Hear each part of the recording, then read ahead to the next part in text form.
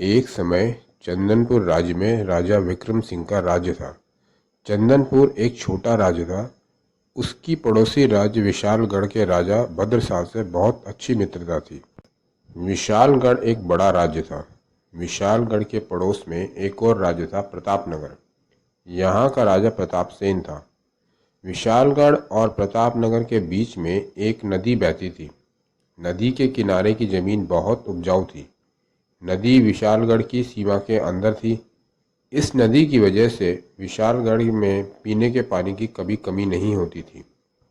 नदी के पानी से की गई सिंचाई व्यवस्था के कारण फसलें भी बहुत अच्छी होती थीं।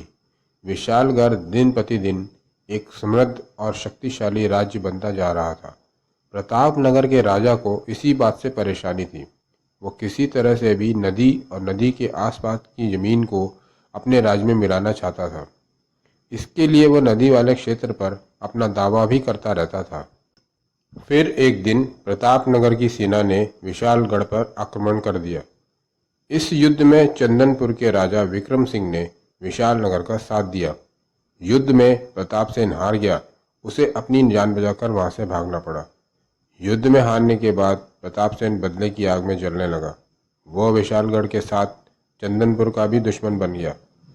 उसने अपनी हार का बदला लेने के लिए विशालगढ़ के विरुद्ध षड्यंत्र रचने शुरू कर दिए। दुर्भाग्य से विशालनगर का राजा बीमार पड़ गया। इस मौके का फायदा उठाकर प्रतापसेन ने विशालगढ़ के सेनापति को अपने साथ मिला लिया और फिर विशालगढ़ पर आक्रमण कर दिया। प्रतापसेन ने भद्रसाल को बंदी बना लिया।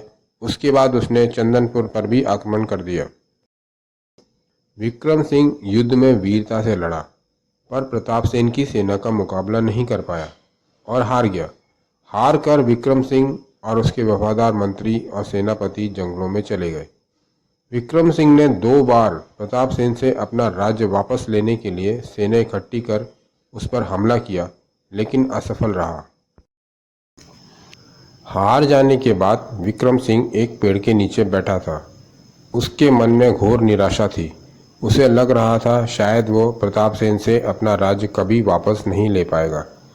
तभी उसकी दृष्टि एक चींटी पर पड़ी। चींटी उस पेड़ पर चढ़ने की कोशिश कर रही थी, लेकिन हवा के झोंके से वो बार बार नीचे गिर जाती। नीचे गिर वो फिर पेड़ पर चढ़ने की कोशिश करती। अंत में वो अपनी कोशिश में कामयाब हो गई और पेड़ पर चढ़ गई। विक्रम सिंह ने सोचा कि एक छोटी सी चींटी इतनी हिम्मत रख सकती है, तो मैं क्यों निराश हो रहा हूँ। उसने तय कर लिया वो एक जोरदार कोशिश फिर करेगा। विक्रम सिंह ने अपने विश्वस्त साथियों के साथ विचार विमर्श किया, अपनी हार के कारणों को जांचा, दुश्मन की शक्ति और कमजोरियों को समझा और एक योजना बनाकर प्रतापसेन की शक्ति को कमजोर किया। उसके बाद उसने प्रतापसेन पर आक्रमण कर न केवल अपना राज्य हासिल किया, बल्कि उसके कब्जे से विशालगढ़ को भी मुक्त कराया। इसीलिए कहते हैं कि कोशिश करने वालों की कभी हार नहीं होती।